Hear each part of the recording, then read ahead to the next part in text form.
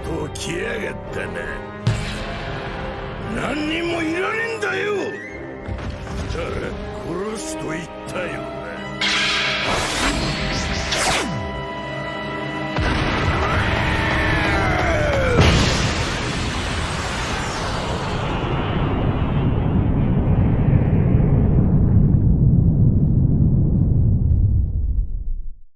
Ils se rencontrent enfin au sommet du dôme. L'empereur invincible enchaîne les rounds et cette fois-ci contre son propre sang. La bataille d'Onigashima continue et Kaido est invincible. Rien ne semble pouvoir l'arrêter et je sais pas ce que vous en pensez, mais moi j'adore. Moi je pense que c'est finito Luffy. Bonjour tout le monde et bienvenue au Mont Corvo. Voici Kitaro. Et voici Kamal Tero. Et bienvenue dans notre analyse complète du 1016e chapitre de One Piece qui termine sous le signe du Haki des rois et surtout sur un immense mystère que nous devons aujourd'hui désépaissir.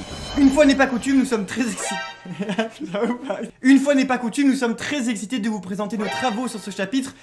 Et puis surtout, nous voilà à voir. Allez, bouge là. Oh, c'est bouge. la fatigue. C'est bien toi qui l'as fait le camerder. Ah ouais, c'est vrai. Donc ta gueule. Une fois n'est pas coutume, on est très excités de vous présenter tous nos travaux sur ce dernier chapitre de One Piece. Et surtout, ça y est, on a réalisé un petit rêve et on est très fiers de vous le présenter aujourd'hui.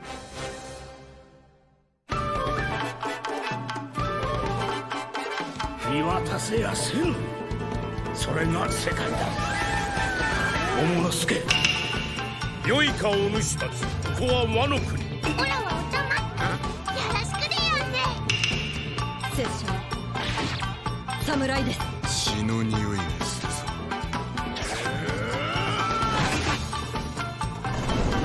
カイドウだろ。ぶっ飛ばしに来たんだ。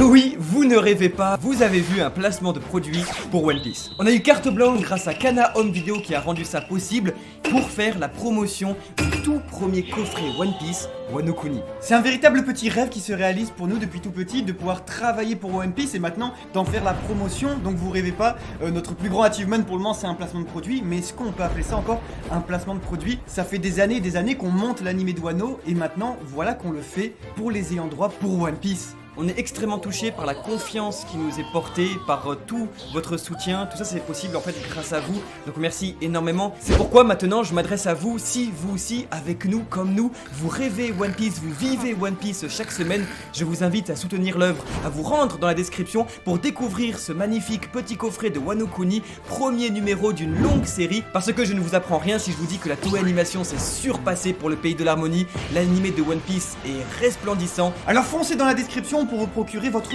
première pierre de ce véritable monument qu'est Wano Kuni en animé. Mais si nous sommes ici, c'est bien pour parler du 1016e chapitre de One Piece. Alors, si vous ne voulez louper aucune miette de la bataille d'Onigashima et en même temps nous soutenir dans notre travail, n'hésitez pas à vous abonner à la chaîne. C'est peut-être qu'un clic pour vous, mais c'est infiniment plus pour nous. Merci beaucoup. Également, je compte sur vous pour laisser un petit pouce bleu sous la vidéo, parce que de toute façon, si vous le faites pas, je dis à Bao Wang d'annoncer à toute votre famille que vous êtes mort. Ça va ou pas? La nuit s'éclaircit petit à petit sur le plateau, le premier véritable power-up d'un Mugiwara, la puissance de Yamato, et enfin, mais pas le moindre, le véritable secret de Kaido.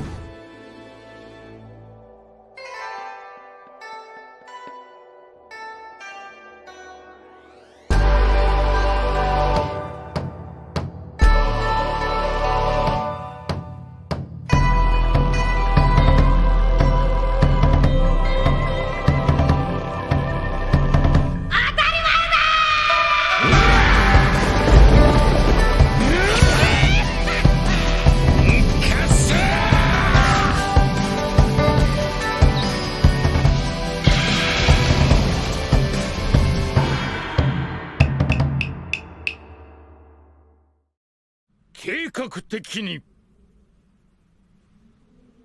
大将の首を取る。 La nuit tombe sur le plateau et aucune lune ne s'y reflète. Au début de la partie, le score affichait 30 000 pour les noirs face à 5 400 pour les blancs.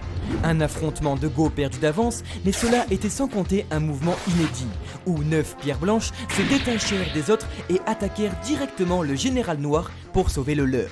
De ce fait, préparés depuis 20 ans et déterminés à sauver leur pays, les Blancs sont bien plus puissants que l'armée noire, créant une perte de 400 samouraïs pour 3000 pirates. Un avantage pour les Blancs qui demandent 8 pierres noires pour en faire tomber une blanche. Alors, en quelques minutes, la partie prend une toute autre tournure et le score affichait alors 27 000 face à 5 000. Une bataille à son paroxysme dont l'issue semble inévitable, alors que les pierres noires ont l'avantage du nombre, que leur général est invincible et que leur roi et reine n'ont encore proposé aucun mouvement. Les Blancs, eux, ont des pierres précieuses qui n'attendent qu'une seule chose, briller au combat. Seulement, c'est après pourtant la défaite présumée du général blanc Momonosuke Kozuki et son bras droit Monkey D. Luffy que le score évolue en faveur de l'Aube. En effet, c'est dans la salle de concert que le machiavélisme de Queen fait changer de camp les réticents pirates, voyant en Tony Chopper un meilleur médecin et leader. Ainsi, la nuit passe sur le plateau et de nombreuses pierres noires s'éclaircissent pour afficher un score désormais à 20 000 pour les noirs contre 7 000 pour les blancs, qui voient leur armée s'agrandir tout en ayant réussi à faire tomber 2 commandants ennemis.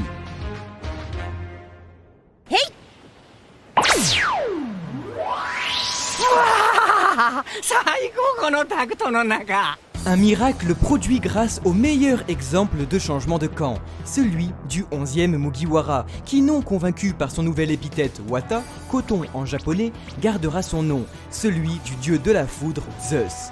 Une renaissance possible grâce au climatact extensible de Nami, présent lorsque l'âme du nuage quitta son ancien corps face à Hera.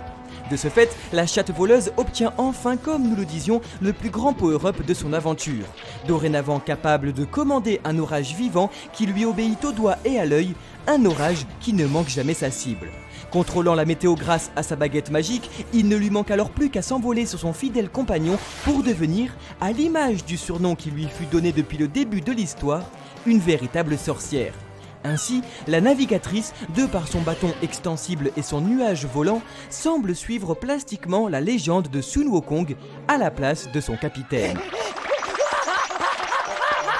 Alors que jusqu'au pays de l'amour, il avait pour habitude de fuir devant femmes et enfants, c'est pourtant sur l'île du démon qu'il n'a pas tourné une seule fois le dos à l'ennemi.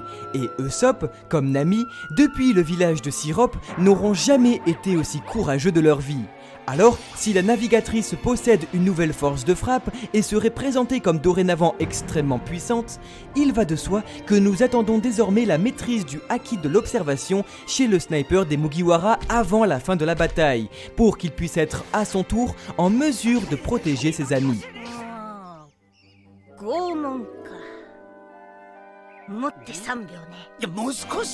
Une immense satisfaction de voir les 2 plus faibles Mugiwara briller dans une guerre totale.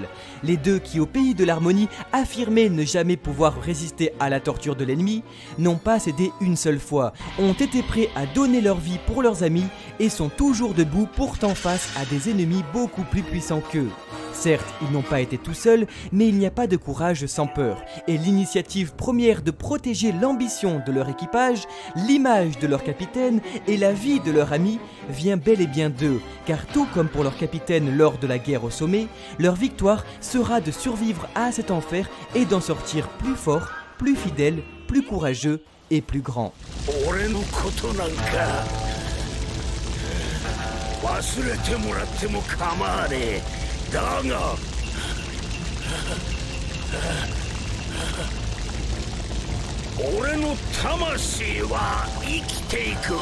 Ainsi, 20 ans plus tard, le samouraï rencontre une nouvelle fois le dragon, où le père et la fille s'affrontent dans ce qui semble être un clash de haki des rois. Car c'est bien pour suivre de près les pas d'Oden Kozuki que Yamato se voit obligé de se confronter à son père comme à un dilemme. Car se doit-elle de donner sa vie pour protéger l'héritage de son idole comme lui le fit 20 ans auparavant, ou doit-elle se préserver pour réaliser son rêve? Autrement dit, abnégation du samouraï ou rêve de l'homme? Oden Kozuki, lui, est mort pour avoir réalisé le second choix en premier, celui de partir en mer, abandonnant le dévouement du samouraï pour la liberté du pirate. Une incompatibilité et des responsabilités qui, à l'époque, avaient empêché une princesse de suivre ses amis. Aujourd'hui, l'histoire se répète et l'empereur dragon semble tenir son enfant en vie uniquement pour réaliser ses desseins de domination. Là se trouverait l'unique raison de l'existence de Yamato. Si elle en déciderait autrement, ses menottes la feront exploser. Car c'est au chapitre 986 que l'explosion eut lieu, et le père est donc véritablement capable de tuer son 10 fils. Même à contre-cœur, comme pour les supernovas refusant de devenir subordonnés de l'empereur, si Yamato ne souhaite pas devenir shogun, alors Yamato doit mourir. Une relation unique en son genre qui risque de s'approfondir encore plus lors de leur affrontement, en nous offrant enfin le passé de cette famille.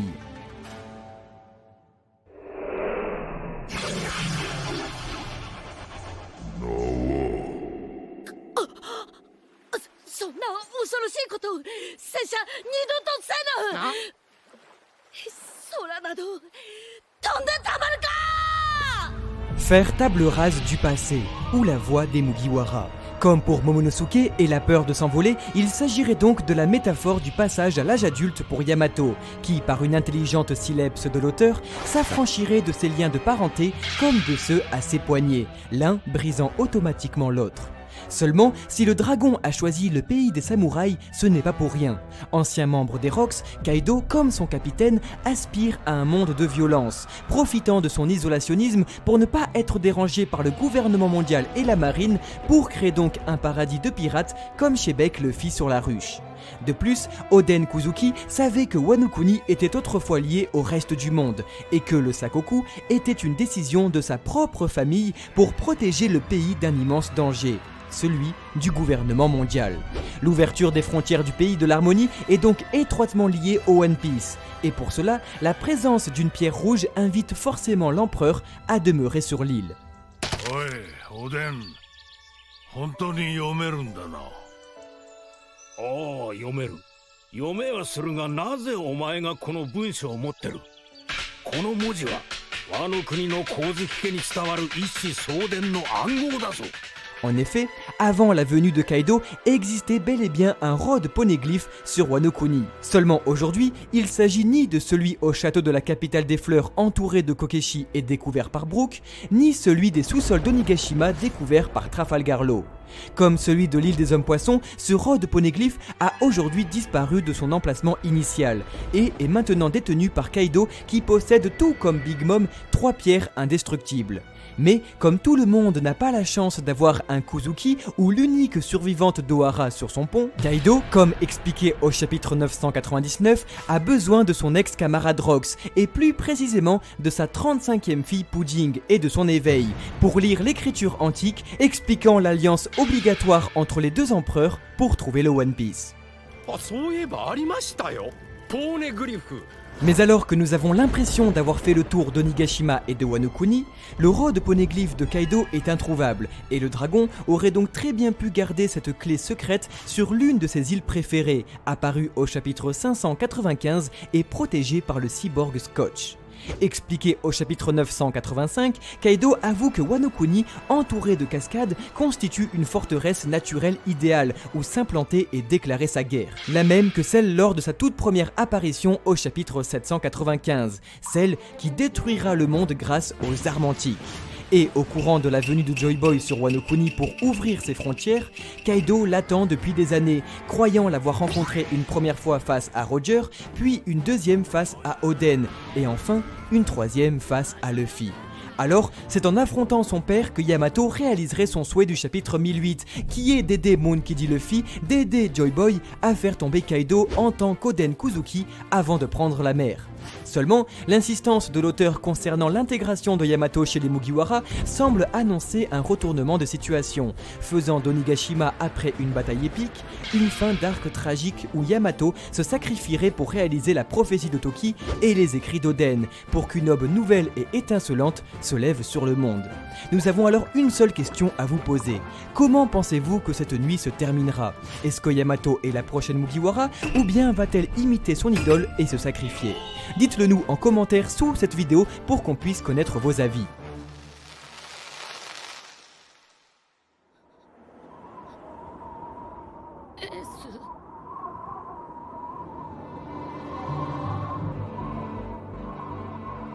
Les rêves sont comme le temps, rien ne peut les arrêter et il en sera ainsi tant qu'il y aura des hommes prêts à donner un sens au mot liberté. Parce qu'ils n'ont pas de faim, c'est enchaîné au poignet jusqu'à son esprit que la jeune fille avait un rêve, celui de vivre libre pour un jour prendre la mer et voyager dans le monde. Et parce que son exemple était un homme, elle en est devenue un, et a fait une promesse à ce jeune garçon. Un jour, elle déliera les liens qui la tiennent prisonnière, un jour, ils se reverront, et un jour, elle sera libre. Cependant, transmise comme une volonté, la flamme de ce jeune garçon brûle maintenant chez son petit frère et continue d'exister. Ainsi, la promesse est tenue, car aujourd'hui, elle délie ses liens. Aujourd'hui, ils se retrouvent, et aujourd'hui, elle est enfin libre. Monkey D. Luffy est le petit frère de Portgas D. Ace, son ami, et celui qu'attendait Oden Kuzuki, son exemple. Alors, jusqu'à ce qu'il revienne, l'enfant tiendra tête à l'adulte et s'affranchira de sa condition car elle l'a promis. Un jour, elle fera le tour du monde avec lui et un jour, elle atteindra la dernière île avec lui. Car après tout, lui aussi porte le dit dans son nom. Une symbolique d'autant plus forte tant Yamato pourrait tenir tête à son père durant tout le reste de la nuit, jusqu'au premier rayon de soleil, jusqu'à ce que Monkey D. Luffy ne revienne, jusqu'à ce que l'aube se lève sur le plateau, comme sur Wano Kuni. 怖いよおばあちゃんいつもの夜と違う終わりだ光月家をおでん様を信じ抜けなかった我々に天罰が下るのさ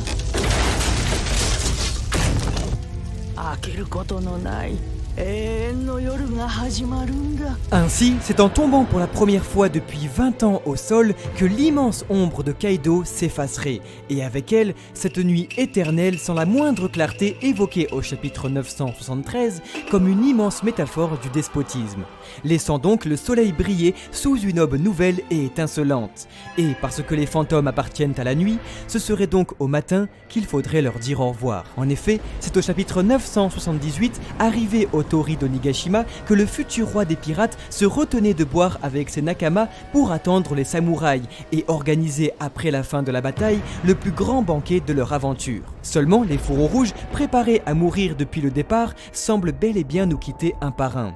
Alors, fan de la saga intergalactique de George Lucas, l'auteur pourrait faire en sorte que Wano Kuni se termine comme le 6e volet de Star Wars, sur un immense banquet, celui du Festival du Feu, qui, comme le rappelle Tenguyama Itetsu, rend hommage à ceux nous ayant quittés. Le pays de l'harmonie ouvrirait donc enfin ses frontières et ferait brûler les flammes de la victoire si haut dans le ciel qu'il les verrait. Comme Zoro, venant du village Shimotsuki, originaire de Wano, a pour but de devenir le meilleur pour que son nom résonne jusqu'au ciel pour qu'elle puisse l'entendre. Ainsi, Monkey D. Luffy aurait tenu sa promesse de les attendre, car c'est dans la fête, remplie de visages souriants, de larmes de joie et de cris de victoire, que Momonosuke Kuzuki se frotterait les yeux, croyant avoir aperçu des silhouettes familières veiller sur lui et le devenir du pays. Celle d'un courageux hérisson, d'un stupide seigneur et de 9 valeureux samouraïs.